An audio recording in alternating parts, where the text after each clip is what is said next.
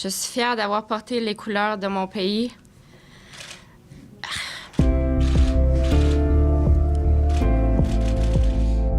Le moment de la retraite est souvent douloureux.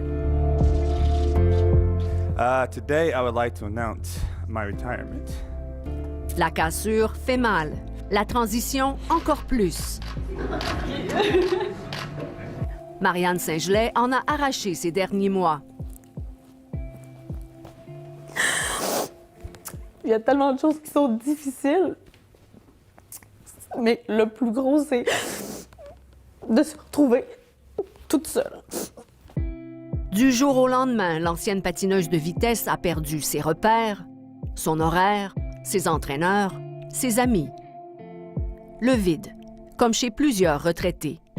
J'étais pessimiste, j'étais négative, je voulais pas bouger de ma maison. Tu sais, tout est vraiment dans une zone un petit peu plus vraiment comme grise, voire noire, tu sais. Ma famille est autour de Lac-Saint-Jean, fait que j'ai pas de contact direct avec eux ou OK, là, aujourd'hui, ça file pas, j'irai souper avec maman, mais là, c'est pas possible. Marianne a préféré attendre d'accrocher ses patins avant de se recentrer, avant de se bâtir une nouvelle vie. Est-ce que tu auras une salle de libre pour des clients à 13h? On va être 6. Tout le contraire pour le champion de ski acrobatique Alexandre Bilodeau. Celui qui sera officiellement comptable en mars prochain avait planifié sa sortie 4 ans auparavant. Retour à l'école, conférences et stages. Ça a été quelque chose qui a été récurrent avec mon psychologue sportif qu'on parlait souvent. Le ski, c'était ce que je faisais, c'est pas qui je suis. Pendant les Jeux de Sochi, j'avais un cours à l'université.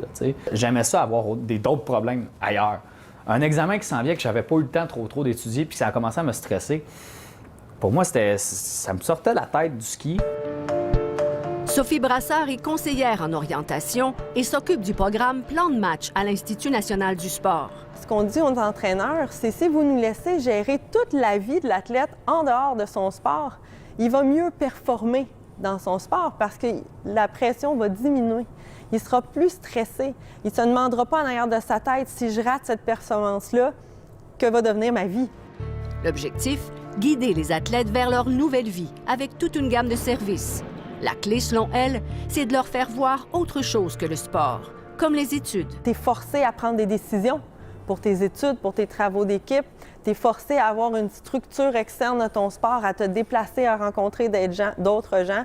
Donc ça alimente un petit peu ton identité autre que le sport, puis ça va diminuer les impacts. C'est vraiment dans la branche que je voulais, c'est beaucoup plus concret. Samuel Girard n'a que 22 ans et déjà, il suit des formations. Là, c'est ça, j'en ai le faire, c'est 80 heures. Mais trop peu d'athlètes imitent ce champion olympique de patinage de vitesse. Salut!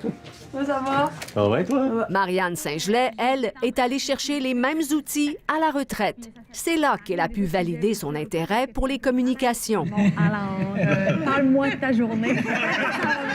Si le milieu des affaires assouvit le côté compétitif d'Alexandre Bilodeau, et même s'il avait tout prévu, la transition a été difficile. Tu passes à être le meilleur au monde dans ce que tu fais. Tu es dans les médias, tout le monde parle de toi. Puis par la suite, tu as ton hood à l'université, puis dans le fond de la classe, puis il n'y a pas personne qui te connaît. Puis tu es aussi bon que tout le monde, puis même des fois, tu as un peu plus de travail à faire. C'est vraiment pas terminé, là, mais on dirait que le côté sombre et lugubre est derrière. Difficile quand la vie commence par le dessert.